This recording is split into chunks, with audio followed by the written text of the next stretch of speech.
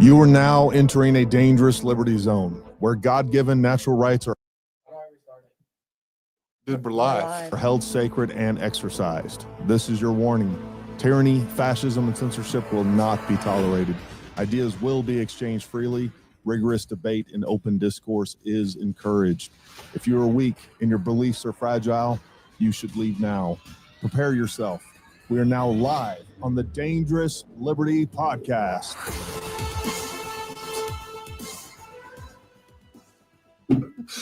All right, what's happening, everybody? Welcome to another Dangerous Liberty Podcast. I am your host, everyone's favorite ginger, Gary Melton, and of course we got Summer. Summer, what's happening? I'm the favorite ginger. Oh, that's true. You are the favorite ginger, and of course I can only see half the screen, but we'll survive. You only need half the screen. Don't worry about that little guy. And then we got the man, the myth, the legend, Chuck Cooley was from Zeiss. Thanks for coming, Chuck. Thanks for having me, man. We got a lot of stuff to talk about tonight. I actually had a whole kind of agenda, and I remember Chuck was coming on here, so we'll avoid politics. But we still got a lot of cool things to talk about. Everything from optics to ELR. We got a lot of stuff to talk about. So I want to say hi to everybody out there. Michael Hen, good to see you, buddy. Cat Dad, Willie Everett, Jeff Johnson, Jason TG Sponsler. Who else we got in here? Jeff. 07 Black Dog. I don't hate you. I just was busy this afternoon. Jeff said, Summer, why do you hate me? Summer stays on the phone 24/7, folks. I know people sometimes, I don't know, they think she's ignoring her. I can't even get through to her. Like, no joke. I call her 12 times a day. I can't get through to her. I finally text her. I'm like, call me when you have time for me. We got Paul Renee. What's going on? Ignoring you. That's true. Team 55 MX, Robert Cochran, Kate Wood. Hi from New York. And then we got our Lost Boys over on Rumble. I'm also I'm trying to live stream over on Instagram. I don't know if it's working or not. Seems to be. But it looks like it might be. So welcome to all the folks on Instagram. It's the first time I've done this, and hopefully it's working okay. But I'll pull up Rumble. By the way, Jeff, actually, I was talking to Jason this evening on the ride home, so he did take up your time. He did indeed. Blame Jason. Thank Jason for that. Yeah, so we got Chuck Cooley here. We're gonna talk about some Zeiss stuff. We're gonna talk about optics in general. But the other thing is I actually ran into Chuck serendipitously at a extreme long range match. Yeah, you know what I called you. You know what you are. Bless you. At an extreme long range match, which was really cool, folks. You know, I had never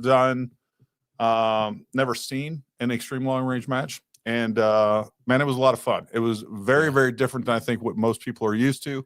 The guns out there are pretty insane. The setups are pretty insane. Everything's custom. Yeah. It's really unique. Day one, we did. Oh, I should have brought the mine. light. I got it in the truck. I should have brought mine and put it on the table. Yeah. We did the light, which is like 375 or 338 Lapua and under. And then day two, we did heavy, shooting out to, I think, 21 or 2,200 yards. What is considered heavy? So like 375 Chi-Tac, 416, 50. There was a bunch of different guns out there. 33XC, some of these crazy calibers I'd never even heard before. Yeah, so I got a whole education on it. And it's again, it's good to be exposed to something different, see something different. I'm assuming people are loading those and not buying that off the shelf. Yeah, absolutely. Yeah. Except for, I guess, the 416 Barrett. There was a guy there.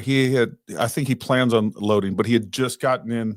I guess it's like one of the first 416 Bears where he was able to. He said he got the first one that was commercially available. I don't know if that's true or not, but apparently he had, loaded ammo. So it was factory ammo from Barrett. So that was pretty cool to see. But it's a whole different ball game. And then the way that it's shot, usually during each heat. You're shooting 3 different targets. You got 5 rounds per target. And you got 7 minutes, and that sounds like a lot of time. It's not, especially the way where we were shooting, like we were stacking up blocks of wood underneath the buttstock and moving the target. You had to remove the blocks of wood. You run out of time really quick. And it was a lot of fun. The people out there were just amazing, very welcoming. The hospitality was awesome, and it was just a lot of fun. We were up there again at Spear Mountain. So what were you Yeah. shooting? I shot a 300 Norma improved. Nice. Custom gun made by a buddy of mine out in Western Pennsylvania. A guy named Dustin. He owns Sportsman Outfitters out there. Nice. He's an ELR guy. Knows an awful lot about building guns. Knows an awful lot about developing rounds and things like that. He builds custom guns on a routine and regular basis, from the hunting world all the way out to the competition world. So I had run into him because I had never shot a match before either, and I kind of got asked if I would do it, and I was like, "Yeah, sure, that sounds like fun. I'd like to shoot a mile." So I was asking him about rebarreling a gun, and he was like, "Look, I'll just let you borrow one of mine." And it was an amazing experience. And apparently, where we were, what they call what do they call it? The shoot the bear, or poke the bear. Yeah, poke the bear. They call that. And that range apparently is, if it's not the most difficult, it's one of the most difficult ranges to play this game. Sure. I believe that. Yeah. I mean, our targets were anywhere from 14 to 21 degrees downhill. Yeah. That was very specific. Over the spine of a mountain. Like there's, we're halfway down a ridge shooting into a valley. There's a spine of a ridge coming down. That was lit, half of it was lit by the sun, half of it was in the shade. There was crosswinds, swirl winds, updrafts, downdrafts, and to see the level of what those people are able to call for wind adjustments at 1,500 to 2,000 yards was insane. It was really cool. The other thing, and I actually did some interviews out there and shot some video out there, and that's going to be coming soon. But the other thing that was really cool too is like it was basically kind of like two families were kind of running the match. Yeah, and both their daughters were shooting it. One of the daughters, she was 12. She was last year's queen or king. This year's king of the 1 mile. She was 12 years old. And 2 mile. No, king of the 1 mile. King of 1 mile. Yep. There is the king of the 2 mile. She was king of the 1 mile. And she's down there shooting 33XC, which is a ginormous round, folks. Big gun. I mean, she's soaking wet 90 pounds. If that. Yeah. So anybody out there complaining about recoil, you go see these little girls shooting it. And the other guy that was kind of the match director, his daughter was 16. And again, barely 100 pounds. She was shooting 33XC as well, and they were hammering it. Yeah. I know. Again, those kids like place in the top like 10 every single time. So, anyways, it was a lot of fun, and a big shout out and thank you to Hunter Brewer for inviting me to come out to that. He let me use his gun. Let me use his ammo that he loaded. It was just a lot of fun. Both guns. So first day I shot a 338 Lapua. Second day I shot a 375 Shy-Tech for one heat. And then the second one, I went back to the 375 Shy-Tech. So definitely something I'm going to explore. I think I might have to get me a Norma built and actually go shoot my own gun out there. Apparently they hold that match at Spear Mountain, which we're going to be out there quite a bit. Black Bear. Huh? Or just for reference, people would know it as Black Bear Shooting Complex. Yeah, Yes. they call it a Black Bear Shooting Complex. The Black Bear Shooting Complex. But yeah, so they hold that match in the spring and in the fall. So I think it's like March or April. Yep. Whatever St. Patty's Day weekend is when it's going to be. So if you guys are interested in doing that, let me know. We'll all go up there together. Great group of folks, just super nice. And just like every shooting community that I've ever went, you go to these matches. I don't care if you're talking about, I don't care if you're talking about PRS or the Sniper Cup that we just did. Everybody is there to be friendly, welcoming, giving you advice, at least up to the point that you start being in competition. Then, then you might not get as much friendly advice for sure. What I found is, it was my first time there, and there was probably a dozen people that raised their hands for first timers. Yeah. Right. There was 49 or 50 competitors. Yep. 49. So, and as I'm told, that's a large field, right? A lot of times there's 20, 30, 40 competitors, but 50 people at this match is a big match. And to your point, they could not have been more gracious and more helpful. You know, what do you need? You know, do you need a bag? Do you need, you know, wood? Do you understand where your targets are? Do you understand the course of fire? I mean, just absolutely everybody there to ensure that you have a good experience. Whether or not you hit steel is like, that was one of the things I noticed. Nobody asked what you shot. Yeah. Nobody, it was almost like an afterthought. Nobody really cared.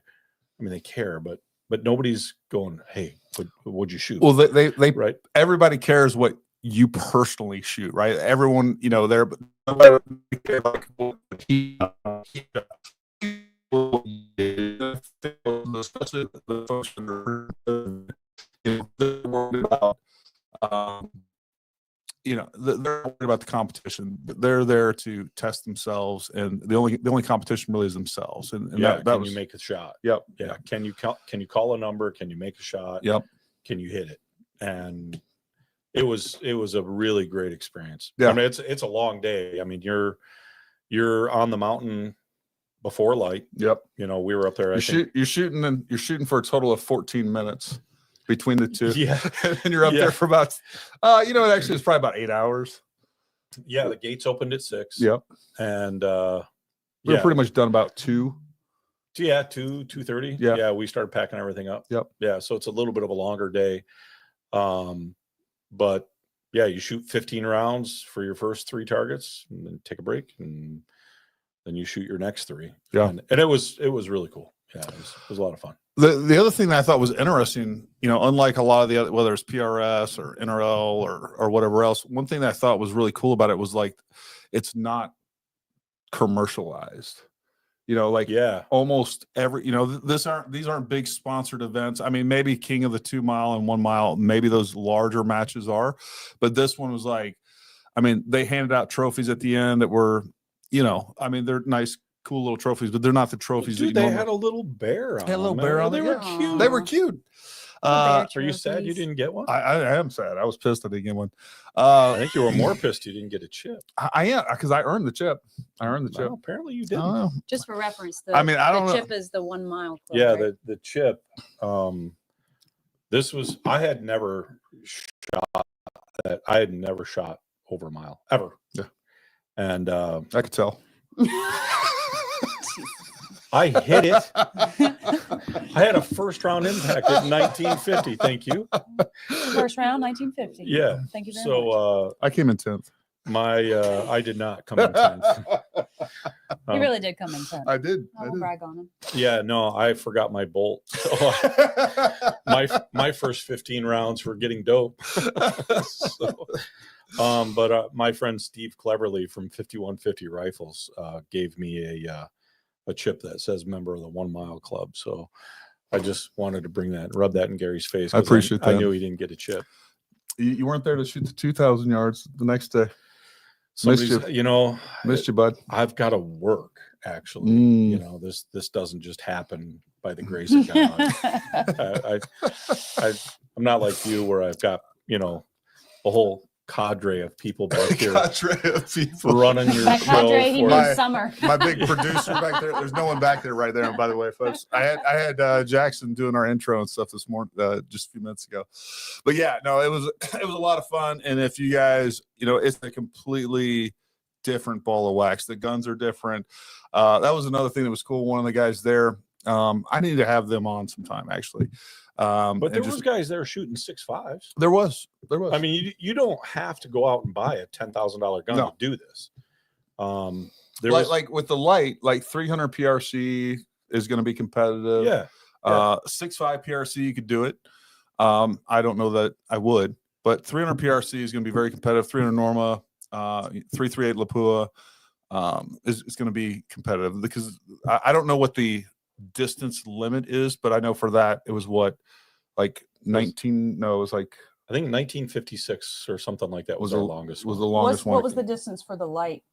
That was for the light class. Yeah, it went out a little further for the heavy class. We actually moved anyways. So add a few hundred yards to to the heavy class. Yeah, the heavy gun class. And then the heavy gun class, folks, those I posted some pictures. I know many of you guys saw those. I mean, those things, those are just these Frankenstein guns Yeah, that they these look guys crazy. built. You know, one of the guys there built a lot of the chassis, and he's like, yeah, it starts off, the chassis started off as like a 4 foot by 3 inch by like 10-inch piece of aluminum, and he had like 40 hours into each chassis, Milling it out. just milling out the chassis, and then, you know, got this like 2-inch piece of steel for a barrel that's 48 inches plus long. Pretty interesting stuff. It was really cool. It was cool to Yeah, see. and he spins all those himself and builds those guns. He's the guy who, I think he's the guy that built the gun for the girl that won the 1 mile. Yes, that's correct. Yeah, he builds all that stuff. Yep. Yeah. And there was a couple of rifle builders there. I pulled up the target card. The guy that won, he was, shooting a 50 that he built himself. Yeah, so we had. It does match. Would you look at that? Would you look at it? Yeah, so target card was 1041, 1288, 1589, 1897, 1906, 1948. So 1948 was the furthest. That was day one. I actually have, I don't know if I think I took that picture on my other camera. Yeah, I don't think it's on here. This might have been day one. That's heavy. Yep. All right. So heavy target one was 1388. Target two was 1663. Target three was 1978. Target four was 1998. Target five was 2019. And target six was 2109. So That's getting out there. Yeah. So when you say you got 15 shots over 3 targets, that's this set and then Yep. this So set. the target 1, 2, and 3, you get 5 shots at each. So 50, you shoot 15 rounds per. I don't know what they call it, a heat or whatever, a set, whatever it is. So you get 5 shots, target 1, target 2, and target 3. And so 15 total. And then, you know, you're doing some downtime for usually probably an hour, maybe 2 hours. Yeah. And this was what they called a not hit to advance. In other words, you didn't have to hit the shorter target to advance to the next target. It was just 5 shots. Hit it or not, Yep. you get 5 shots. Yeah. And then you move on. Then you just go to the next one. Are some of the ELR matches you have to hit to advance, I'm assuming then? Since I you don't clarified that? I don't know. It seems like it might be a rule since they specifically stated it. Right. But Talking to the wrong guy. Yeah. I don't know. Anyways, it's a lot of fun. If nothing else, you know, go jump in on one. And like I said, we'll definitely be there the next one during St. Patty's weekend. If nothing else, come out and hang out. If I got a gun and I got extra ammo, you guys can use mine. And I probably will have a gun, so don't worry about that little guy. Isn't that right, Summer? Somebody said say goodbye to the boys. More movie quotes she doesn't get. Yes. Yeah. So that was a blast. You guys got to come check that out. And we are definitely putting up some more XP Long Range Academy courses. I believe the ones we have up are pretty much filled, except for maybe the level 3s. The August one still has some availability. So go get on those, and then we're looking at posting some additional dates. But we are going to be doing some additional courses and some events out at, what is it called? Brown Bear? Black Bear. That Black Bear Shooting Complex. Anyways, it's Spears Mountain. I know it is Spears BBSC. Mountain. So there you go. BBSB. So Jeff Johnson mentioned the king of 2 mile are hit to advance there. Yeah. king of the 2, 3, and 4 mile are hit to advance. There you go. Should have known Jeff would know. Jeff knows everything except the right type of optic to use. MOA still sucks, Jeff. And by the way, I will say that, you know, most of the guys at the ELR, they do use MOA, but the guy who won, the top 2 guys that won, were using Mill. That's weird. Maybe coinkydink. I don't know. Just can't help it, can you? No, I can't. you It's too much. Well, especially with Jeff. Jeff's my arch nemesis on the. Oh, is he an MOA guy? Oh, yeah. Oh, yes. He sent Gary a PowerPoint trying to explain MOA to Gary. It was very uncompelling. He's working on improving his PowerPoint right now. Very unmeaningful. So, Chuck, what we got going on at Zeiss, man? Man, it was a good year for Zeiss. We did a lot of really cool things. We've got a couple of new things coming for next year that I can't talk about other than they're really cool. I'll tell you guys next podcast. Stay tuned. Sure. As soon as I'm gone, right? Yeah. So a lot of cool things coming out. We had a big meeting this year in Germany. We took the whole team over there, and to see what's in development and to see the shift in the attitude of the company in responding to the needs of North America versus the European concept, which is completely different thought process. And so I learned a lot about, how Zeiss operates in other continents and other countries and why they do the things that they do. And North America is a pretty unique situation in how shooters think and what their demands are, what their preferred timelines are, and things like that. So we have some new leadership that has committed to expediting our timelines to really. Now, when you say timelines, you're talking about like product development, or? Yeah, so like the LRP, that was a 3 or 4 year process to get that scope develop, design, build, meet all the standards, right? Because that was mainly kind of marketed toward the North American market, right? Yeah. That was our first foray into first focal plane scopes. So the timeline of getting those things done, I jokingly say everything happens at the speed of Zeiss. But that's because there's very, very, very specific benchmarks that everything has to hit, right? It absolutely has to hit quality standards. There are expectations, and then everybody has to get their say and their point on whatever the component is, whether it be a turret or a focus knob or a windage knob or a tube design or an internal structure. There's a very long, in-depth process to that. And on the high side, that means it hits some really high standards. Sure. Right? Our company's been around for 180 years. It's not our first foray into developing any kind of an optic. But when you have a really high benchmark like that, it just takes a while to get stuff right. Sure. Because the last thing in the world you want to do is bring out a product and then go, oh, whoops. Yeah. Well, and I'm making some assumptions here, so correct me if I'm wrong, but I would imagine, obviously the North American market it has to be the largest market for optics, period. But I would imagine Zeiss probably dominates the European market. Absolutely. In general, right? Yeah, absolutely. So they may not have that big of a market share, or as big as a market share in the North American market, but that makes sense that obviously that they're kind of stuck in this. I won't even say stuck. They just tend to placate a European market a little bit more than the American market because of where they stand in that market, right? Yeah. If you've had, almost 2 centuries of success doing things a certain way, man, it's a hard pitch to make you change your mind, right? Sure. Right? Like you look back and you go, hey, 150 years we've been doing it like this, and it's been just fine. Yep. Why different? Right? So it took a while, and it's taken a while to get that to change. But it is changing, and we have some really cool stuff in the pipeline that I think is really going to be very successful in our marketplace here in North America.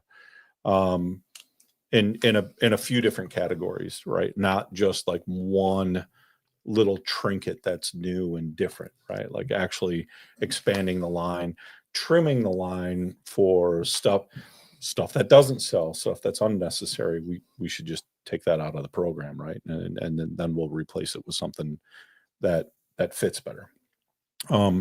It's to the point where we're actually adding people to our sales team, right? Our sales team in the United States and this division is 6 people. That's it. There's 6 guys that run the whole country. So we've added a couple of new people to that. We're changing our marketing aspect. So I think you're going to see some changes in your perception of Zeiss and the appearance of Zeiss and the footprint of Zeiss. Not at only the highest level, but at all levels through the sales spectrum, through that vertical.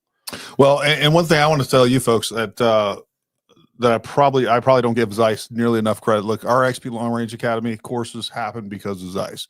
The amount of support that they have given us, and the amount of support as a dealer really is almost unmatched compared to all the other brands that we carry. I talk to Chuck pretty regularly.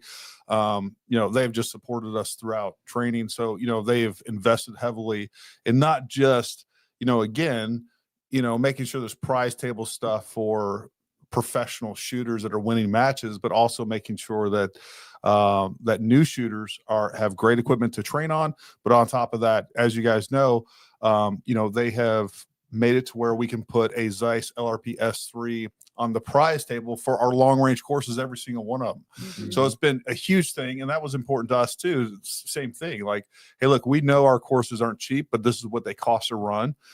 It's just a fact. Like, we're still, look, I'll just tell you right now, we make like 6% profit on our courses, and that's if they're all filled. So we're not making a ton of money. There's not money in training. We do training because we love it, but we wouldn't be able to do that without the help and support of Zeiss. And there's many others that assist us, including Masterpiece Arms and some of the other great companies that have sponsored that, AccuTac, Fat Boys, all of them. They've been great. But the fact of the matter is like, we've gotten so much support from Zeiss that it's again. So, make sure that I want you to know how much we appreciate it, Chuck, but make sure, all the people back at the HQ back in Germany, they know too. Yeah, they do. Back in Warsaw, wherever they are. Warsaw would be Poland. I know. Yeah. I was about to say, wait, that's same thing. We have Berlin. We'll get a map over here on the wall for you. I'm not a geographer. Yeah, apparently. Oh my gosh. So, like, when I was talking about product, I was thinking of where they invented. I'm sorry. No. When I was talking about product development, like, we have a new binocular. It's the HDX, and you were taking a look at this earlier. They are. Which camera? There right you there. Go. Yeah. So the HDX, really, so that replaced the HD. Now the HD binocular had been around for 10 years or so, an absolutely fabulous binocular. But there was some things about it that we wanted to change. So we changed the rubber armor, right? The rubber armor is a little grippier. And we did that so that when your hands get wet or get cold. Don't be jealous of how I'm caressing the binoculars. I don't think you should rub them like that. It's how you're supposed to hold them, Summer. It's a little weird. I was feeling the texture. So we changed the rubber armor, which seems like a little thing, but it's a big thing, right? These feel extremely premium. I mean, this is a nice set of binos. We also went to a magnesium body instead of an aluminum body. So we shaved some weight there and added some durability. We also made it a locking diopter, which this is actually really cool. I wish I'd set up a second camera, but I don't have a producer back there to hit buttons. But basically, you lift up on this ring almost like you would a locking turret, and then you can adjust your diopter, and then you push it back down, it locks into place. So that is super cool, and they need to put that on their optics as well. From Brown. Yeah, we're working on it. On your rifle scopes. We did something simple like the eye cups, right? So go ahead and unscrew one of those eye cups. We changed the eye cups so that they're completely removable by the user. Yeah, no, but get this. If you take that out in the field and you get that all dusty and dirty, right? You're out in the Midwest where they have that moon dust and it gets all over everything. You can run those underwater, rinse them off, get all the crap off them, and then screw your eye cup right back in. It makes it look all nice again. Yeah, it makes it easy to clean, but it also makes it replaceable if you somehow break one. And then a little thing in the front where you would mount that to a tripod. We've always had a tripod mount binocular, but the little button was really hard to get out. So we made that external so that it's really easy to get to. So it seems like little things. Oh, and then the fast focus knob, 1.3 turns from 0 to infinity. So it's a super fast focus knob so that you can get yourself on target and get it in focus really quick and clear and easy. And then it comes with a flip down eye cups like that as well, and comes with a top cover for the oculars or That's for pretty the slick. eyepieces as well. So that's the new HDX line, and we were able to make all those improvements, but not add a single penny to the retail price point. Nice. Yeah. And then the V8. Remember, we talked about the whole North American thing versus everywhere else in the world. So the V8, that's our premium hunting scope. It is MOA, so you're going to have to get over yourself. It's all right. I I forgive you. All the V8s had an MOA reticle, but they were 1/3 click. They were centimeter clicks. And the turrets turned weird. in the opposite direction, right? The European turrets turn opposite direction to what we're used to here in the United States. So it took us about a year, but we redeveloped a brand new reticle for that. It's called the AHR. And then we redesigned the whole turret configuration so that it's true quarter MOA. Very positive lock, ballistic stop on that. Turn that to 0, and you can hear it stop. Yeah, it's all metal in there. There's no plastic components in there at all. That's your parallax adjustment on the side over there. It does have a capped windage so that you don't bump that when you're out in the woods. Comes in a 30 or a 34 millimeter tube. Instant on off for the reticle. Now the reticle is really cool. It kind of looks like a duplex with some hashes in there. But the fire dot, the lighted part of the reticle that's in there in the center at 100 yards is smaller than a 22. Oh. So it doesn't take up any additional space in your reticle. It's very, very easy to see. Instant on, instant off. And if you lay the gun down, it automatically turns itself off. So you don't kill batteries and things like that when you're not paying attention. What else is cool with this, folks, is this is basically like a dimming switch up here. This is adjust your illumination, but It's like a rheostat. on top of that, it is like I've made several turns now, and it's still getting brighter and brighter and brighter. So you have a lot of control over exactly how bright or dim you want that illuminated. And that's the best glass we offer. That's 92% light transmission through the entire tube. You're somewhere between 17 and 20 pieces of glass in that scope. And by the time the light gets from the front all the way to the back, you're still at 92% light transmission. It does have our Lodutech coating, which is water repellent and everything like that. So if you get out stuck in the rain, Basically like a Rain-X, right? Yep. It's our version. I'm sure Zeiss wouldn't appreciate me calling it Rain-X. Rain-X would appreciate it. But it is a permanent coating that Yeah. doesn't just, you don't have to Repels reapply. water. Yeah, you don't have to keep reapplying it.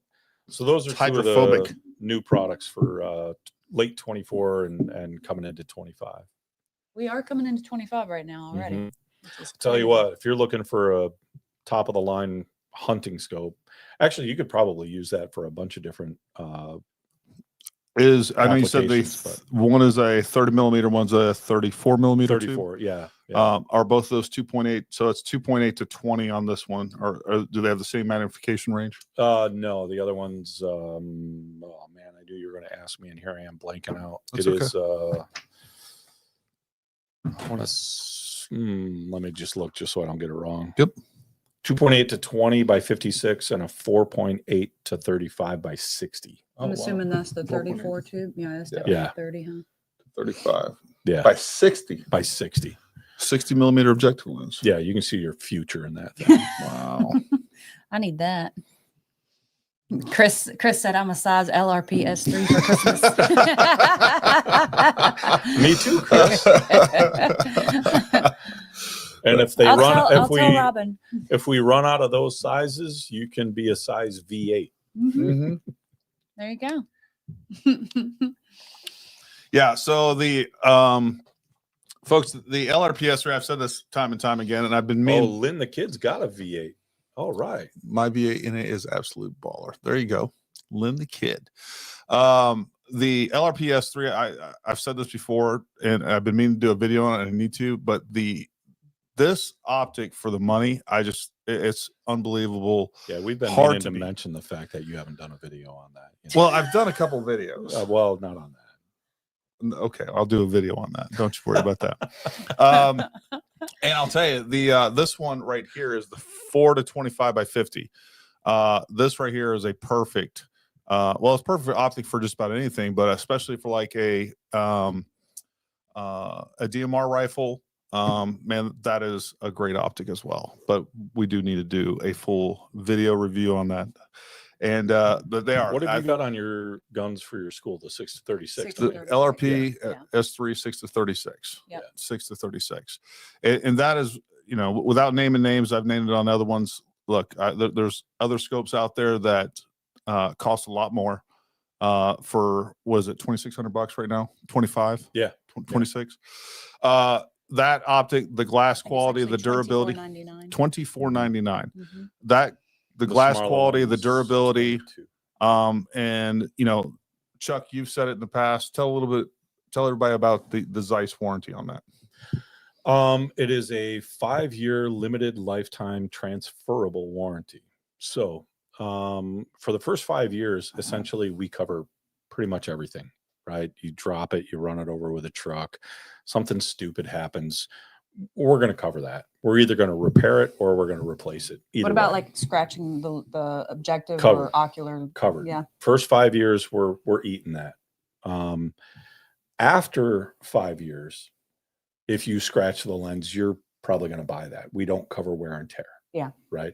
But it's a great program, you know, and this is where I learned to hate the internet sometimes, because you'll have people who will have a negative experience because they've done something, they haven't admitted to doing something, but they want you to fix it anyway, and it turns into bad press. Yeah. But I can tell you from my own personal experience and from the experience of my clients and my customers that if something goes wrong, Zeiss is going to take care of it. Yeah. And it's very, very, very simple. And it seems like, you know, from a couple of different companies we work with, and I'm going to assume maybe Zeiss might be this, but if you just admit, like, look, I did something really dumb. Is this covered or is it not? 100%. You know, a lot of times the company's like, yeah, man, just send it in. We'll take care of you. Yeah, you know it's what I mean? the ones that show up and they look like you drove a nail with it, and you're Yeah. like, "Well, I took it out of my gun case and it looked like this." Yeah. Yeah, exactly. No, you didn't. Well, What did you really do with that? yeah, okay. I got it wet. This happened. If you took it out of your gun case and looked like that, have you spoken to your children? Right. You know, I was just thinking that. because I'm not saying you did it, but somebody did it. Yeah. Right. But 9 times out of 10, like our repair facility is in Kentucky. Oh, nice. You're not sending it to somebody. Back to Warsaw. Yeah. You're not sending it to a third party that English might not be a primary language or customer service Mhm. might not be a key issue. The guys that you're going to talk to on the phone are quite literally the guys who are going to open the box and repair it. Yeah. Right. So you break a scope, they talk to you, that guy has it on his bench and he's looking at it. Right. He's like, "Gary, what the hell did you do?" It fell out of a raft and it sat in the bottom of a river for a week before we found it. "Oh, are you okay?" "Yeah, I'm okay." "Can you do anything about my scope?" "Yeah, we can figure something out." Right. So it's a very tight unit. It's a very small group. The guys that are fixing our scopes or repairing our scopes, they've all gone to Germany. They've gone through our school over there. They're employees of the company. It's not some secondary source. It's a very good group of guys that really know what they're doing. And just going back to the warranty for clarification, for that first 5 years, pretty much anything's covered. After that, what I guess by the letter of the law, essentially, though, is like materials and craftsmanship, workmanship, right? So if suddenly it's not Sure. tracking, Yeah. like it's going to fix it. They're going to fix something that doesn't track. Absolutely. So Send it back. if- Yeah, we're going to fix it. So, you know, the letter of the law, whatever they decide to do, depending on how you are, I don't know, just being a good human being, you know, that's up to them, up to their discretion. But I mean, the fact of the matter is you basically have a lifetime warranty. If that thing isn't working, they're going to fix it. for the first 5 years. You do something stupid, they're going to fix it and replace it. Pretty much no questions asked. Yeah. After 5 years, it's manufacturer's defect, right? If it busts a seal and it fogs or something like that, yeah, we're gonna find a way to get that fixed. Yeah. So every case is a little bit different, but also every case is treated with a lot of respect and a lot of care. You know, we know our customers are spending a lot of money on this product, right? They didn't just run down to Kmart and pick up a scope for $99. Well, you can't And anymore, expect Chuck. the world, Yeah. right? They look, these are high-end clientele that generally are treating their stuff pretty well. Yeah. Sure. And they have high expectations, and so do we. Sure. Yeah. Well, and look, there's some companies out there, and I've mentioned them before on the podcast too. Look, there's some companies out there that live and die by the warranty, and that's because you have to use the warranty a lot. One There was brand a guy, we met a guy at the range we did whose scope went down, Mm-hmm. and he had to JB weld it and tape it Oh, geez. to make it work. Well, one of his scopes wasn't working, and then that His was the same backup. brand. I'll just say it was Vortex. All right, so Vortex. Look, Vortex makes some really good scopes. They do live and die. You hear them talking about their warranty all the freaking time, and that's because I'll tell you, the only scopes I've ever had break that wouldn't work again was a Vortex, and I had to send that in. You know, almost everybody has that same warranty. The companies that we have, they just don't spend a lot of time advertising that warranty. You know, we sell Zeiss, we sell Zero Compromise, we sell Night Force. You know, they pretty much, you know, the point is you don't have to use their warranty as much. But you know, if something goes wrong with the optic, they're going to They don't fix need to it. spend as much time Yeah, focusing on it. yeah, yeah. Yeah. Yeah, Tyler made a good comment there. The S3 punches way above its supply point. Yeah. I think he's right. Yes. You know, that I 100% agree. I think you're hard pressed to find a scope that has that kind of performance, 90% light transmission going through it, with all those features. The easily, you know, whether you go with Mill or MOA, you know, the turrets are super easy to adjust and get all set up, and you're dialed in super quick and easy, and that thing's bulletproof. You know, we do you know how we impact test these? It's like 1,500 Gs. Well, you broke our table last time demoing that. Yeah, You still owe us a table, by the way. 1,500 Gs 1,000 times. There you go. So when people, you know, they're like, well, is this going to stay together? Yeah. Yeah, You should. it's going to stay together. I'm not going to pound this V8 on the table because, You want to break my table? well, I can't bring myself to do it. Jeff made a good comment. Yes, I'm giving you credit, Jeff. He said, I'm so happy Zeiss decided to come out with these. I've always loved the glass, but had a hard time finding the features I wanted, and these models solve that. Yeah, they do. Which kind of points back to these were geared more toward the North American market and not just the European models being sold in North America, right? Yeah, 100%. Yeah. You know, the First focal plane is big in the U.S., whereas not. Right. I'm getting distracted by the t-shirt laundry. comments over here. Look, this is extra medium, so medium. extra medium. Yeah. So you know what we're talking about. Well, First focal plane. First focal plane. First focal plane is a big thing in the U.S. Not such a big thing in Europe because they don't shoot that far. Right. Well, we also decided that, you know, admittedly, we got into the PRS game late, right? We've really only been here 3 years, Mm-hmm. right? So when you look at what all of these other companies, they've had a decade on us easily, Mm-hmm. right? Probably more. So when you decide that you're going to put your toe in that water, you better have your poop in a group, right? Yep. So I'm gonna use I don't know what that means, for sure. So you don't want to spread out. Why do everywhere. you need the poop in the group? it's tidier. I'm gonna be. This is a. She just lost it because I said quandary. poop. She did. I told you. You told me at dinner. You said if you say poops, poop. that's it. She's not. She's not going to laugh at Tropic Thunder, but my God, you say poop, suddenly veins are coming out of her forehead. It's hilarious stuff over here. Well, at least but I'm making everyone else laugh too. different- Cat Dad thinks it's funny. Yeah, but if you're going to step into that game, then you better come to the table with a couple of products that are viable. Right. Right. Yeah. They have to be durable, repeatable, reliable. Right. We talked to several people this weekend that had horror stories of having to carry. Can you imagine having to go to a tournament or a shoot, and you have to have a spare scope in your box. Yeah. Right. That's somewhere between $2,000 and $5,000 that you don't know what to do with. That's just sitting in a box because you're probably going to need it. You just drove halfway across the country. You just flew halfway across the country, and you better have a spare. And we didn't want to have that. We wanted it to be that whatever you pull out of that box is reliable and repeatable and ready to go when you need it to go. So Jeff said shooters are ruthless. Also, if you have a bad product, everyone will know it's effed by day 2. Yeah. Or the end of day 1. Yeah. And on top of that, and this goes with, I think, everything in the shooting industry too, is like, if you have 1 out of 500 or 1,000 that go down, everyone's, you're always going to hear that squeaky wheel is what's going to be heard. Absolutely. And the bad experiences are going to be heard, and the thousands of people that have the good experiences aren't. I mean, that's just the way that it works. And it's probably a good thing. It keeps companies on their toes. I don't know why I keep playing with your phone. I know. But, I was wondering why you kept touching Me that. too. Just rubbing on your phone, hoping the genie's going to come out.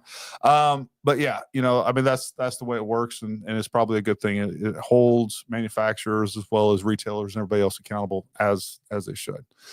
So, I think, again, the S3, I can't say enough positive things about it. I think for the money, and especially if you're looking at if you don't need the 6-36, the 4-25, what's the retail on that? Right at 22. 22, yeah. $2,200. And it's a much smaller, much more compact package. Yep. The 4-25 is for most people, the 4-25 is plenty. Oh yeah. Yeah, I think even Kurt Colson, who Gary ended up selling an S3 to He does, in the shop Jason, one he day. does. I think he put it on one of his 7 PRC hunting rifles, and he goes out hunting quite a bit and seems to like it a lot. Yeah, and I also want to show you guys the other thing too is, I will say, Zeiss, they only offer one reticle, both MOA and MIL, in the S3, but they did it right. So I just want to show you that real quick. I got that right here somewhere, right here. So this is the MRI MIL, and again, this is just a great, easy, simple, intuitive reticle that's easy to see, easy to understand what we got going on with this. Just a great reticle. One of the key things to pay attention to on that reticle is you see the illumination. Yes. The illumination stops at a mil in in all 4 directions, right? So it's a very quick, intuitive, like you say, reference point to where it's not blowing out the whole reticle. And that's a true daylight visible reticle. You can see that thing everywhere you go. Yep. Yeah, definitely nice lower numbers, less information. It's all the information you need. But for you guys that do want an MOA, Jeff, the MOA is right here. Oh, so many numbers. Look at that. So many numbers. There you go. Got the MOA reticle, again, simple, easy to use. And only the middle is lit up. I was about to say that's a very small illumination there. Yep. It's just compared. Just enough to keep you where you want to be. Yep. Well, and I mean, it's so difficult to actually do holdovers with MOA anyhow that most people are just going to be dialing with MOA to begin with. So that just works out like that. Jeff said, "Oh no, it goes over 10 mil, over 10 FML." Oh. Well, I will tell you, just going Thank back, you, Mark. Touching on that just a little bit.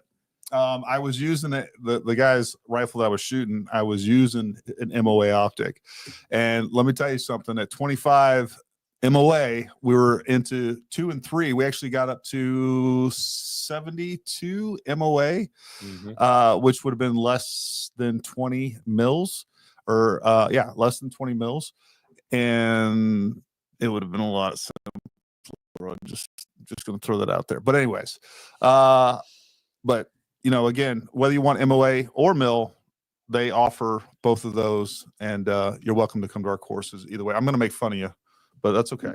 I only make fun of people I love. So we were talking. I'm just going to change focus away from your MIL versus MOA rant. But, okay. We were talking in the shop, and I know one of the important things that I get asked quite frequently is what are the key differences between the S5 and the S3, Chuck? Chuck, take it away. First and foremost, the glass. Right. So the S3 is obviously all of our engineering and all of our design front to back. The S3, we use Japanese glass in that one. But in our defense, I don't think you see any downside there. If you'd have told me that number one, it's ED, it's extra low dispersion glass. Yeah. It is the best Japanese glass that I've ever seen. And I'll tell you, there's, again, scopes that cost $1,000 more than them. You put that next to it, it's really, really hard to tell the difference between some of the higher end, even Night Force Attacker. I would say that the LRPS3 6-36 is right up there with the Night Force Attacker 7-35. You know, there's some cosmetic differences there, but as far as, you know, overall build quality, durability, the glass quality, man, it is, if there is a difference, it's really, really, it's indistinguishable to me. So what you're getting for this, I mean, it's pretty hard to beat. We spent a lot of time on making sure it had really, really crisp edge to edge clarity. Yep. Right. That's a big thing, especially when you start getting into holdovers or wind holds and things like this. When you get off center holds, and you're not dialing, and you're getting toward the edge of that glass. Yeah, you have to have a crisp image. Yeah. And I, you know, a lot of times when I'm out at matches, I will purposely look through other people's glass. And then I will tell people hey, when you're looking at this, do me a favor. Obviously, we're in bright sunlight, and a lot of scopes look really good in perfect conditions. 12 o'clock in the afternoon with not a cloud in the sky, man, even a $700 scope looks pretty decent. And then I tell them, look at the edge, and you can see it in their face. They're like, oh, now they see the difference. So that's one of the key things that we really focused on there is to try to make sure that we have a really pristine image all the way out to the edge, which is hard to do when you get into higher magnification. Sure. And especially when you get into bigger bells, that a piece of glass that big, and especially when you have multiple pieces of glass that are stacked together, it's a real challenge. The S5 is 100% made in Germany in our own factory with our own people.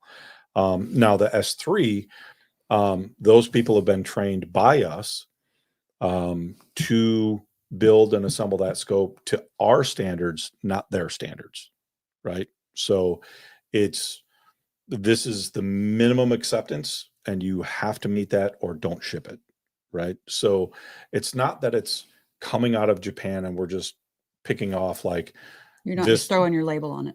Yeah, you know, this option from column A, this option from column B, this option from column C. Which a lot of, if you don't know, folks, a lot of the scopes out there, you actually can do that.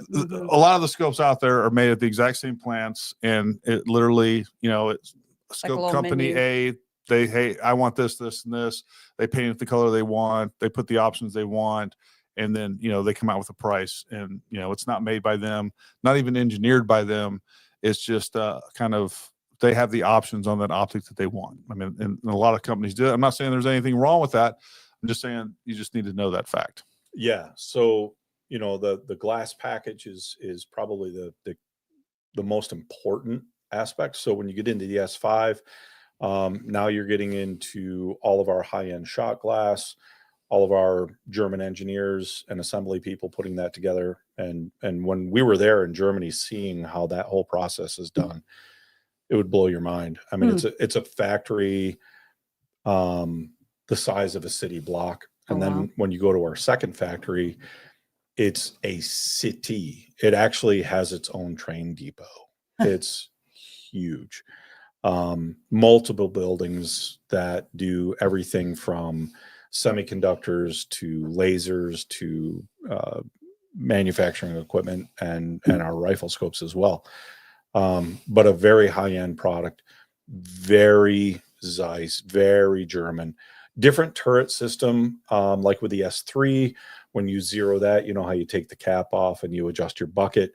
With the S5, you don't take the cap off. It's a different system. You loosen it, you press on it, you readjust it, you zero it that way. So it's a different mechanism, little finer mechanism, little more advanced, I guess I would say. But 92% light transmission, 90% light transmission. Still the field flattener technology, so your target doesn't look bubbled or Distorted. cushioned Yeah. or distorted. Hmm. You know, a lot of attention paid to making sure that colors look a specific way, things like that. Yeah, you know, and that's where you really got to test optics, and that's where you're going to see the difference, especially when you get out into those high mirage areas or high mirage conditions. Folks, that's when those cheaper optics that look great in perfect conditions just fall apart. Suddenly that object is waving around out there. You can't see through the mirage. That's when it makes a huge difference. And that's where you got to test that stuff. So, and that's something that I've just learned over time as well. Is like, hey, this looks, you know, there's certain companies or optics I've done reviews on that I need to do some updates on there because had some bad experiences with those overall. And, you know, again, we've spent a lot of time on these optics, and, you know, they have been, you know, they've been great. And the students that have used these love them. We love them. We've had several I would students that have used them wager- when Top Gun Yeah. at courses. Yeah. Yeah, I would wager in a strong argument that you probably collectively have shot more rounds between you and your students in the course of a year Mhm. through those scopes. Yeah. Yeah. With no issues. Yeah. Yeah. And that's a testament to you have multiple, it's not just one scope, you have a multitude of scopes that are Mhm. all performing at an exceptionally high level that are repeatable from week to week to week and from class to class and student to student. When you're talking about multiple days back to back shooting, you know, Yep. Yeah, running all day. tens of thousands of rounds. And to be fair and to be completely candid and honest, we did have one that had an issue with the windage turret. But again, we got that fixed and replaced almost immediately. And I don't know if I don't think you guys really pulled any extra strings for us, but the fact of it is that we did have one go down, but you know, things happen, but No, it got and fixed. I did not pull any strings. I Yeah. just used a standard warranty replacement. You called me and said, hey, I had a scope go down. Bang. Give me the serial number, sent you a brand new one, sent you a call tag, and you sent that back in. Yep. There was nothing special. It was just a warranty replacement. Yeah. And we're not easy on this gear either, folks. Again, you know, a lot of these are rental guns. So they're, you know, they're I was about to make treated that as point. Like, treated as such. as yeah, well. they're a rental gun. They're being used by new shooters that may not treat the equipment the same as They don't if- even honestly, trust me, just watch. They don't know how to treat exactly. a gun. That's my you know, point. They you don't know. know how to treat the equipment in a certain Yeah, it's not way. that they're being purposely bad. No, They just don't not know, by you no know? Or means. you know how it is, like when you're first shooting, you're learning, you got so much going on in your head, like oh, you know, moving stuff around, you're banging against stuff. It's just part of the learning Yeah. process, right? It's part of that clumsy New beginner, right? Right. It is what it is. Yeah. But Yeah, Tyler made a good comment there on the most companies thing. Right there. There, you know, interestingly enough, in our scope industry, there is no standard as to what you can say there is for light transmission. You can actually say, well, my scope has 95% light transmission.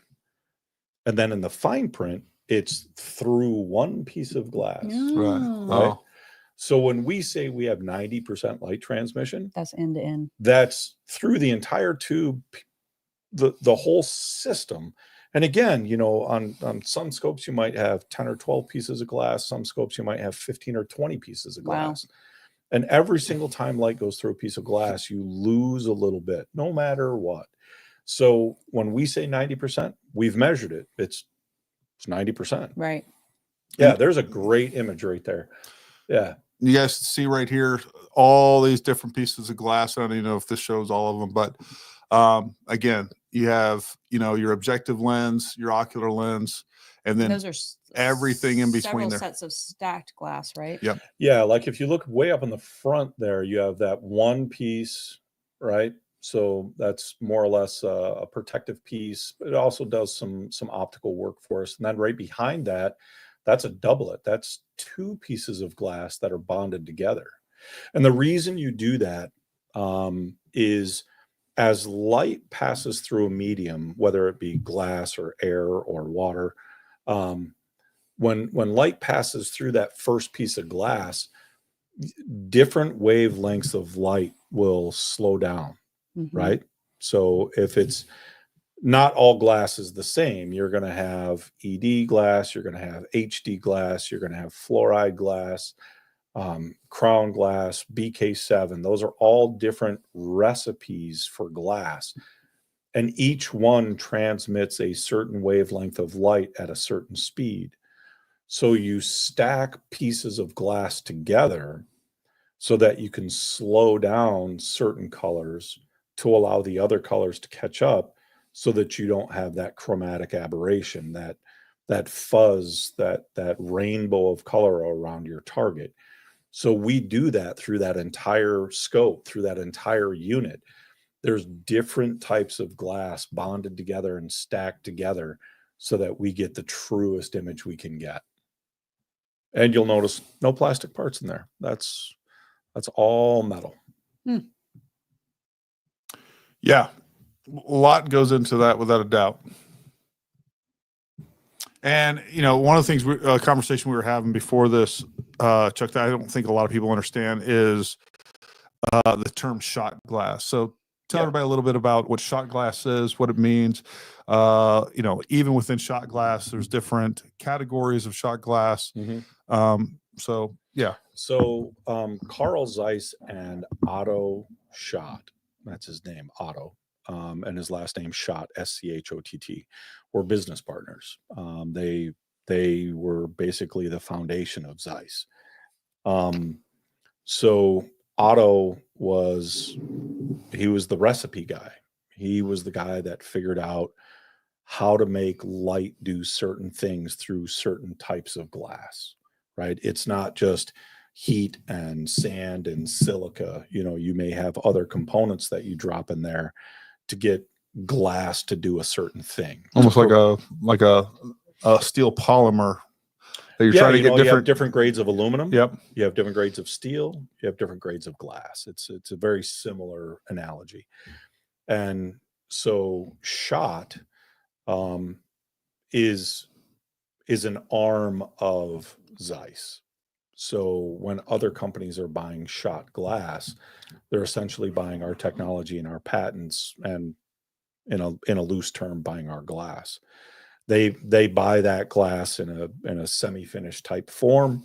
Then they polish it. They put the curves on it that they want, and then they put the anti-reflective coatings on there that they want to get the performance that they're looking for. And, you know, anti-reflective coatings, we invented those too, right? We invented all the prisms that are used in binoculars today. They're all of our patents. Oh, okay. And to be clear, Zeiss do I understand? Zeiss owns shot glass. Yeah, more or less. So Zeiss isn't a corporation; it's a foundation. So we have umbrellas of companies underneath us, and Schott's one of them. I didn't know that. Yep. That's cool. So, you know, even the companies that are using shot glass, I mean, they're basically buying their glass from Zeiss or its parent company, I guess. I didn't know they were something a foundation. Yeah, we're a foundation. Nonprofit foundation. Which means we have to donate a certain amount of money to research, and we have to donate a certain amount of money to business expansion and things like that. Zeiss is a very unique company. We're a $10 billion organization globally. We, you know, probably 80 to 90% of all the movies that are produced are shot through Zeiss lenses. They make some nice Sony lenses. Yes. We dominate Those the G-Masters? semiconductor. No, they don't make. They may make their glass. I don't know. Business. So like all the chips in your cell phone and things like that, semiconductors. You know, that's probably 80 to 90% of the semiconductors in the world are using our technology. Wow. We did the very first microscope, telescopes. We make planetariums, all sorts of research equipment, diagnostic equipment, imaging equipment. It is a insanely huge company. We do a lot with vision, right? So Zeiss lenses for your eyeglasses. Right. We own a company that makes the implants that go in your eye for cataract surgery. There's a ton of things that we do when it comes down to vision and imaging. We're pretty much it. Well, that's pretty cool. Link had a question there. Link. Nope. Up. Oh, Up. Has Zeiss cracked the diffractive reticle patent from IMT? Their S3 and S5 had diffractive illumination, right? That's above my pay grade. Nice one, Link. Way to go. Ruined it for everybody. Let's see here. Gary used Zeiss lens on his OF picks. There you go. Only Zeiss's own shot since 1919. S5 On his OF picks. That's hilarious. Yeah, so I'll just, and I could be completely wrong, but just give you my experience on this. You know, I mean, the S3 is so affordable. I think that's why they are so much more popular, man. 100%. Like, I mean, it's they're so affordable and they're so good. It's just it's a completely different market segment. The EOR guys, a lot of those guys were rocking the S5s because they're shooting 2,000 plus. Yeah.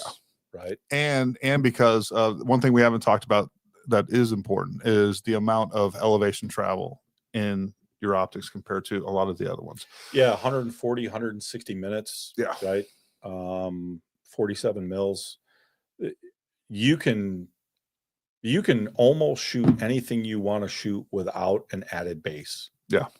Right. So a lot of guys are putting a 20-minute or a 50-minute base on there for the super long range stuff. Or for rimfire. Or for rimfire. Yeah. Well, like the S3 in rimfire, we do an ELR competition back home. I can direct dial to 450 yards with a flat base. 450 yards. And that's the 4-25, right? Yeah. Yeah. Because the 4-25 has 120 and 140. And then the 6-36. No, 160 and 140. I thought the 6-36 had 110, but I could be wrong.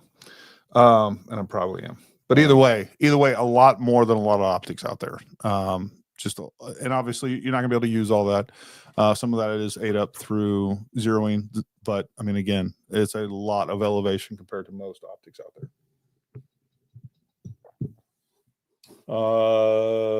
That's S5. You were asking about S3, weren't you? Either one. What was the S5 have? Oh, so the S5, because there's two models of the S5 as well, and I don't think a lot of people understand it. So there's the 3-18 by 50, and then the 25 and the 5-25 by 56. The elevation's the same in both of those in the S5. Okay. You're at 40 mils or 140 minutes. Okay. And then in the S3, and I should know this stuff off the top of my head, but because I'm on the spot, there's a lot of different models with a lot of different. Yeah, and when you get into the S3, the 4-25 is 160 or 46.5 mils. Okay. And the 6-36 is 110 and 32. Okay. Yeah. Well, there you go. Either way, a ton of elevation that isn't offered by a lot of other optics out there. And again, one of the things I'll say, folks, at all of our long range courses, Top Gun, you get a 6-36 S3. A lot of the guys that are coming to that course, they're going home with more than they put into the course. So that's kind of and Jason TG, Top Gun sponsor, was one of those folks. So he got an S3 right off a prize table at a long range course. I mean, that's pretty cool. Frazier, that's Frazier. That's a little OCD, man. How about those Zeiss wipes I use to clean my scopes? What kind of time do you have left? It's no joke. I was telling Chuck before, we were talking about how many of the wipes we sell, the wipes and the lens kits that we sell, which we're happening to be out of stock of right now, and we're waiting on another shipment. But I keep those Zeiss wipes in my truck, in my camera bag, and all of my long range optic cleaning kits, and my other bags just for when I need it, whether it's the camera, whether it's binos or a laser rangefinder I need to clean. I use those all the time. I mean, they're super handy. Paramount. Hey, Richie, you're right, they're not priced too bad. but the price didn't go up, so you're good. Order I one. think he's talking about that sale Yeah. that we were running last Oh year. yeah, you guys are in a sale. Yeah. Yeah. So I tried to tell everybody, Yep. man, tried we to were tell we you were guys. telling everybody. They're like, oh, it'll go back on sale. They're not going back on sale, folks. They're not going Lynn back the on sale. kid. Who's Lynn the kid? I don't know. She's been chatting quite a bunch about her. I have a Zeiss. BMR. Had my B14 trainer out to scroll up a little bit. Right there, she's right there. I have a BMR, and I was thinking about getting a B14 trainer to join it. Oh, I thought somebody wrote that they had my scope out to my gun. I wonder who that is. Yeah. And that's usually about right. You're using 6 to 8, usually to 0. Yeah. 6 to 8 mils, which comes out to about 8 away. 800. That might be an overstatement. I might be an exaggerator. 8 mils is about 20 is, well, it's 4.4. 4.4 times 8. Jason said he plans on winning a couple more scopes. Well, bring it on down. LJ in Idaho. Okay. LJ. Oh, so LJ, Lynn the kid, he works for the guy who built my rifle. Oh, nice. And he was out in Idaho with us when we did our dealer event out there that you didn't get invited to. Oh, I didn't get invited to. Well, you did, but you were busy. So was that one you called us and I was like, oh, I got a course or something? That yeah, weekend? you had a course that weekend. Yeah. So LJ took your spot. Thanks, LJ. And he had a great time. You can take my spot, but you can't replace me. Yeah, I don't know. He was kind of a lot of fun to hang out with. See, Bill said he got his S3 on sale last year. Thank you. This is a good question. What are the challenges to make a very short range parallax work with higher zoom scope? Are you doing short range parallax like air rifle kind of short range parallax like 10? Well, I think 15, he's just 20? asking in general because, again, most of the optics out there, the parallax is going to start at like 75. We've got stuff that goes way shorter. And they're like Zico does it like 25 meters. But a lot of the optics out there, and I know I don't know the science behind it, but I know that it is an optical challenge getting parallax to work at shorter ranges. It is when you start getting really ultra short parallax and trying to combine it with ultra high magnification. Mechanically, it's very difficult to make it work. Is that just because the lens that covers parallax or the set of lenses that adjust parallax have to move so much? They have to move so far that unless you have a very long tube, you just can't slide it that far. Gotcha. And if you do slide it that far, what do you give up?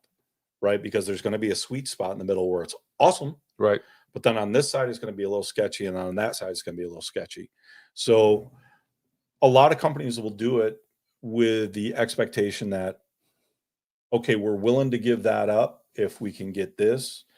And the consumer is okay with that. They're like, yeah, okay, I'm going to give that up out there, but I'm going to get this back here, or vice versa. Right.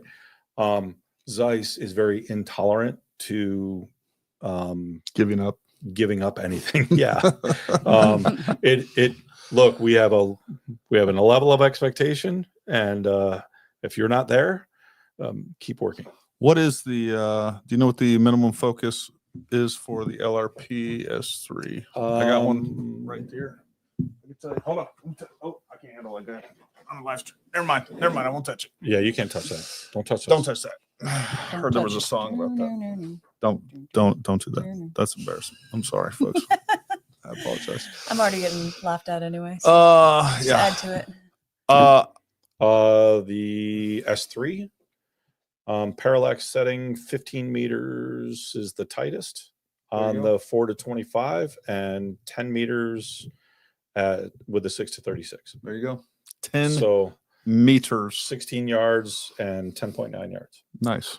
So if you were an air gun shooter, which I started to kind of play in that air gun world a little bit this summer, those guys need ultra tight, ultra close parallax because they judge target distance with it. They'll use their parallax to focus. So if it's focusing at that distance and they have a mark on their parallax, then they go, okay, that's 27 yards. And then they know how to they know how to shoot that target. My question with parallax has always been, so you have, usually out to 1,000 yards, and anything beyond that is considered infinity. Well, we know it doesn't actually focus to infinity. So there has to be some number on there that it actually focuses out to. And I'm sure you don't have the answer, but yeah, it says right here, infinity. Thanks, Chuck. It's Cleared that up. It's right here. Yeah, see that? Right here in the Zeiss book. See That's that? infinity. See that little sideways Infinity symbol? and beyond. It looks That's like an infinity. 8 All laying on the its side. all the other marks are to specific ranges, but once you get infinity, everything after that is in perfect focus. It comes with a ring, infinity ring. Oh, yeah. What was I thinking? Yeah. What was I thinking? No one is laughing at Summer. Jeff said, yes, we are in the other chat. Yeah, exactly. Exactly. He's just mad because I didn't get his order done today. He wasn't important enough. Suddenly it's I taking a ran out couple. of time. Suddenly she's ball booked up tomorrow too. Oh. Let's see. How does Monday feel? We're closed on Mondays. Mark says I have Miami 2.25 cameras. Miami is Japanese, makes very good lenses, but not a lot of people know about them. I found that with living in Japan. Guess what Gary's Googling tonight? No, I won't be. Well, I mean, you love cameras. And I do. Camera Jeff equipment. is salty. Jeff is salty. Is Jeff's this always salty about AF. something. What is that? Air Force? I'm salty. Funny AF. thing is last week or a week before, his wife jumped in his chat. It's like, this is Jeff's wife. Don't pay attention to anything he says. Luckily, we already got that memo, Jeff. And delete his credit card. Yeah. Yeah. Well, what else we got going on? Let's see. Any other comments, gripes, or complaints up there? I know, Will. Willie. I know. Thanks for clarifying, though. Thanks, Fraser. Got it. I know. I like Fraser's answer better. The Gary is implied. AF should be AFG, but they just do AF. Everybody's in. Everybody. Thanks for clarifying, everybody. I was wondering about that. We're gonna have to get you a pillow that's stitched AF. Yeah. AFG. AFG. Oh man. Indeed. You have to let Chuck Promo know videos on stuff that's actually in the store. You mean like Zeiss scopes? Zeiss scopes. Yeah. Look, there's been a lot of promo videos on Zeiss. Oh wait, scopes. what did Steph have to say? She's a pretty hot shooter. Stephanie, saw her this weekend. The S5, one thing I find is a parallax, anything past 300 yards negligible. You can almost set it and forget it almost for an entire PRS match. Set it and forget it. She's won quite a bit of events this year. Sounds like she She's would know then. she's a shooter. She's a shooter. With chance She's- Zeiss will make a one-piece optics mounts. We were just asking that today. What are the chances, Chuck? I would hope very high, but I don't have eyes on that part of the development. Yeah, I know we've talked about it in a couple of different meetings that we would like to have a one piece, for lack of a better term, a one piece tactical mount. Something that's extra heavy duty and rugged and all that other kind of stuff. But again, it's got to meet a really high standard, right? Which takes time.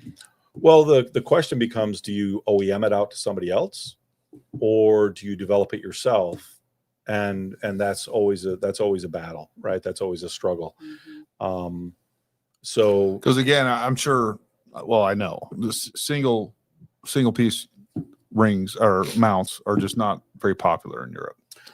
And no, not at all. In fact, they use rail mounts over there. Have you seen those? No. It's in the bottom of the scope. This whole bottom of the body is actually flattened, and there's a, for lack of a better term, it looks like an ARCA rail that goes all integrated into the optic. It's actually machined right into the tube. It's all one piece. That's the most popular way to mount them over there. Two-piece rings or one-piece ring mounts are not a thing. Huh. That's odd. Sorry, I'm still laughing at Jeff. Jeff was like, how about I get one of those chamber flags? And I was like, you mean the empty chamber indicator? He's like, and then Summer had to be all, well, it's called an empty chamber indicator.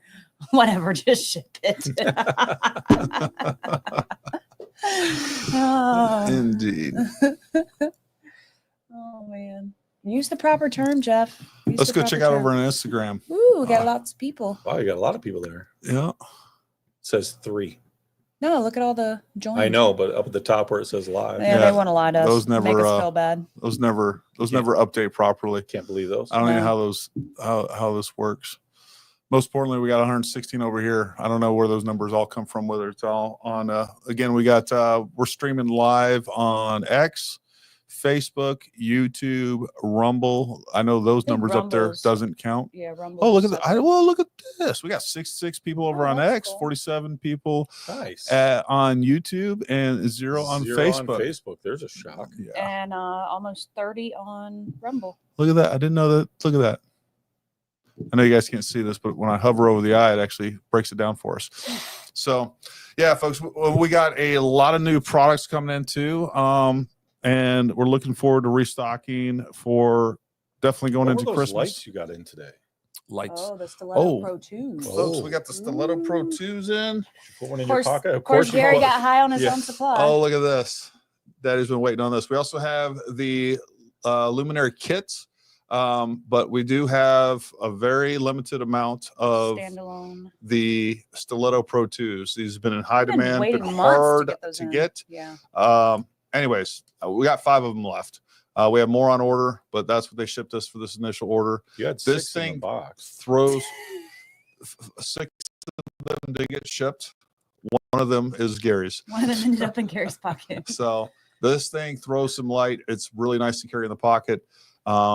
Yeah, I love this thing. I love this thing a lot. It throws light really well. It's high candela as well as high lume. So yeah, that's why it works so well. Rechargeable.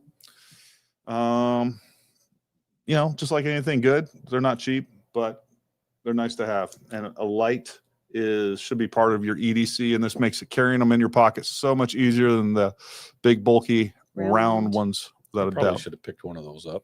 You should have. You should have picked one of those up. Christmas is coming. Christmas. So, anyways, we got 5 of them on the website. Go get yours today. What else did we get in new? Got in some more Zico stuff. We got. Well, I will say this: be patient with us, guys.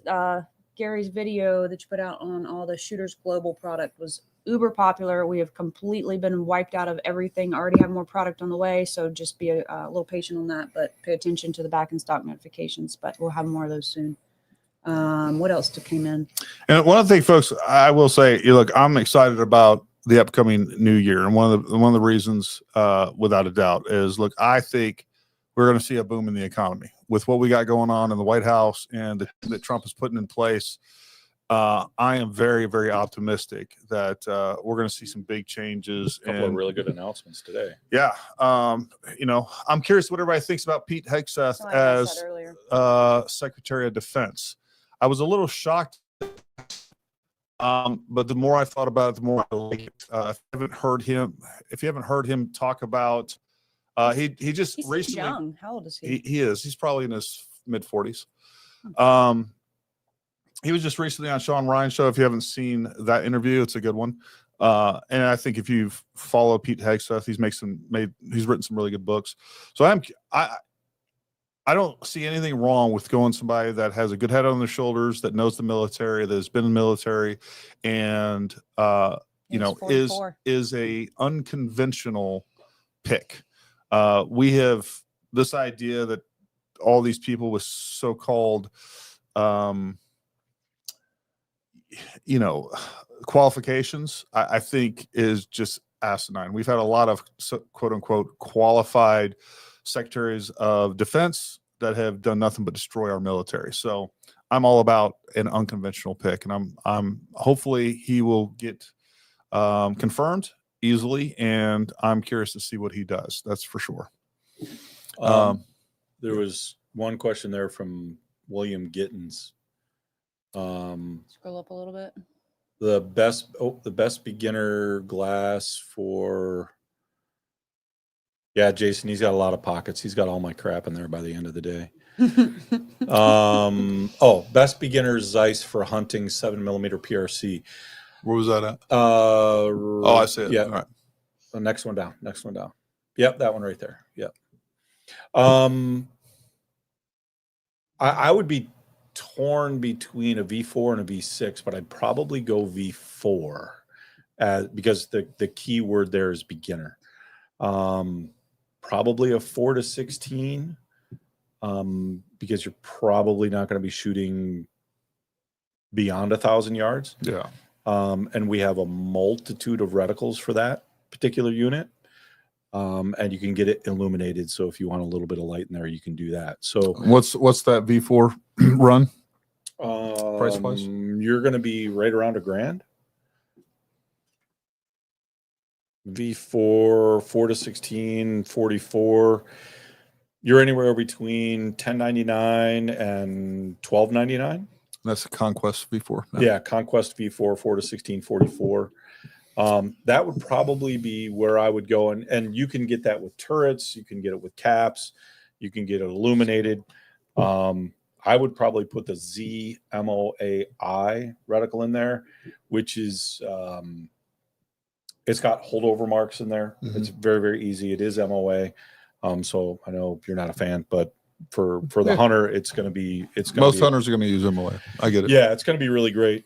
And unless you're shooting over 1,000 yards, it's going to be a fantastic scope. Shoot us an email, services@ParamountTactical.com. We'll give you a direct quote, look at the different models, and we'll take care of everybody. Couple of things I'll add on to the V4s. Right now through the end of the year, all V4s, actually, no, starting on the 24th, all V4s are going to be $150 off. There you go. To the consumer. Boom. And if you order it from Paramount Tactical, you can get a free custom turret made from Kenton Turrets. I'll give you the code. You give the code to the consumer. Those turrets are $135 a piece, right?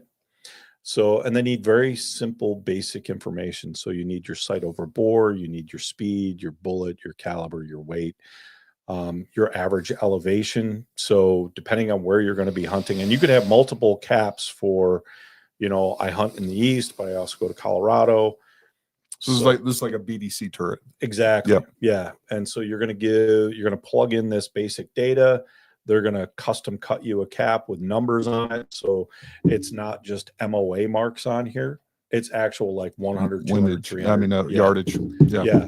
So if you order your scope from Gary and Summer, you'll get a free Kenton turret, and the scopes are going to be $150 off. So that's like a $280 savings through the end of the year, starting on the 24th.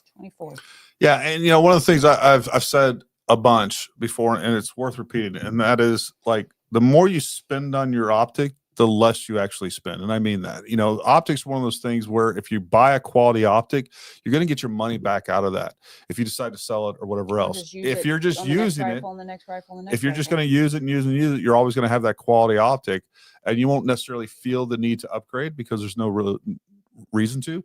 But, there again, there's a lot of times these higher end optics are going for somebody will use them for 2 or 3 years, and then they're going to sell them for, a couple $100 cheaper than what they paid for it. And, by the time you look at an inflation and everything else, a couple years down the road, you've spent a couple $100 to use it for 3 or 4 years at most. So, optics are one of those things where it makes sense, not only from a performance standpoint, but also just as an investment. It's one of those things where, I'm too poor to buy cheap. And I think that really does. It's not just a sales platitude, right? It's something that is absolutely a fact when it comes to buying good gear and good quality optics. Mm-hmm. Peanut, say his name. Peanut. Do you know about the squirrel from New York? I do. That guy lives about 15, 20 miles from me. Oh. Yeah, that was a really sad thing. Mm-hmm. It was. I don't know. The fact that there wasn't riots over that is really a shame. Somebody needs to be held to task on that. That guy actually has. He founded an animal sanctuary. Yeah. Right. And like I say, he was 20 minutes from my house. Mm-hmm. He was doing a lot of really good things, and for somebody to just be a Karen like that was. Well, forget about the person that reported him, whatever. The problem is the multiple witness. judges, the whoever else signed off on that warrant. They sent Honestly, like 20 guys to his house. it- It was honestly, ridiculous. if I was a law enforcement officer, I'm like, wait a second, we're going to break this guy's door down and potentially use deadly force so that we can take his squirrel and kill it. The squirrel that's not hurting anybody or doing anything. Yep. I'm just not participating in this. You guys can just forget Yeah, it. I'm sick that day. Yeah, 100%. Mhm. 100%. I would have to dissent on that a little bit. Well, folks, listen, we always appreciate you tuning in. And look, I want you to remember us when you're doing some Christmas shopping. Go to ParamountTactical.com. We can't do this without your support, and we really do appreciate all the love and support. Whether it's you're watching our stuff, supporting us on the channel through views, make sure you share. Anytime that we have a live stream, we want to continue to grow this audience. And on top of that, go shop with us. That's how we pay the bills, and that's what makes this possible. This stuff isn't free. And I had to pay a huge amount of money just to get Chuck on here. I mean, talking to his I'm going to be honest with Manager. you. I was told there was a studio, and I told him he was gonna get his hair and makeup did. It's a basement, and there's people over there in chains. I'm pretty they threw some sure. pizza at me, and that's it. Yeah, there might be bodies outside. I don't even know. It's gonna be another one. It's a dark, scary road to drive down here. Yeah. I mean, it's well, none of those are lies. None of those are on lies. purpose. Yeah. We want it to be dark and scary, so you don't it come is. down Yeah, there. you could put a light outside. Yeah, and we definitely want to thank Chuck for coming out. Look, it's hard a lot of times for these companies to get representatives for these companies to come on. We've built some good relationships. We had Nick on from Zico. We've had Chuck on multiple times. But like I said, the level of support that we've gotten from Zeiss and me knowing what Chuck does to support shooting sports and everything that they do, they're a company that we're very happy to get behind and to represent, and it fits right in with what we believe as far as the level of quality of gear that we want to sell, and then really the people behind it too. And all the guys on my team, the guys that I work with, I said we're a very small team. I wasn't a shooter coming into this. I come from a competitive archery background, but not a rifle background. But all of the guys on our team two of them are ELR and PRS guys. One of them is a straight up PRS guy, long range. One of them does a lot of competitions and a lot of shooter schools, lives in the Northwest, very experienced in the hunting world. We're not salesmen. We work in the industry. We live in the industry. We participate in the industry. We go to competitions, and I came down to shoot this weekend. I didn't set up a tent. I didn't set up a banner. Nope. I didn't do any of that. I was just there to shoot. Right. And that's a big part of how we operate our business. We are part of the community. And none of us are commissioned sales guys, right? We just do a job, and it really pays off with working with partners like yourselves. When you have a need and we can come together and put a package together so that you can take care of your clients, it does really, facilitate that true partnership, so that you're able to take care of all of these people that tune in every single week and all the people that come to your classes. It's a critically important aspect of what we do. No, it's really critical that, you're willing to, and again, folks, this is really rare. We deal with a lot of different brands, and a lot of them are awesome brands, but it's very rare that a rep will get on here and get on there and do something live like this, where they have to answer questions. Every now and then you get somebody on there that had a bad experience, wants to, but again, he's here. He's been here multiple times now, answering questions, making sure that who he is and has a face behind a brand. I think that's really important. Yeah. And this is something that hopefully I'm speaking to a lot of folks out there, and a lot of different companies out there in the shooting community. You need to get more people out there and get faces behind the brands. And I think it'll do a lot of good, both just making making everybody feel like they're part of the community, both you, the brand, as well as, you know, the shooters, the consumers out there as well. Well, and even me from a customer service standpoint and ordering standpoint and those kinds of things, it's those brands like you guys at Zeiss where I can have a personal relationship, a face-to-face relationship. Your ordering system is so complex. Maybe I just want to order with you instead of like dealing with somebody that I don't, you know, have to put in a crazy PO and I never have met them. And like, you know, maybe it shows favoritism, but go through a crazy spreadsheet that is impossible to understand. It's so easy. I shoot him a text. She will send me a text and say, like, hey, I need this.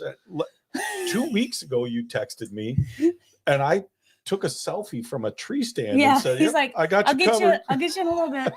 Yeah. But I mean, it's, you know, having that relationship where she can just shoot me a text and say, hey, I need this. Okay, gotcha. You know, what I was trying to say is it makes me want to work with you more. It makes me want to work with Zeiss more. Those personal relationships really mean a lot, not only to what I can bring to the customer, but just to my ease of life. You know? And I'm about making your life easy. Yeah, because, you know, probably Gary's, to your detriment, but he's so easy to work with. Gary is. Yep. Yeah, you know, that's and again, you know, that's also kind of like what we do here too, right? Is making sure that you guys have someone that, you know, we try to have a personal relationship with our viewers, our clients, and all of that's important. And we want to have brands that are of the same mindset. That's what it comes down to. Well, listen, folks, we appreciate you tuning in. Make sure you turn in next Wednesday. We are going to have another special guest tentatively. I don't want to announce it until it's confirmed, but it's going to be a good one. But anyways, we will talk to you guys soon. Until next time, stay armed, stay ready. We'll see you later.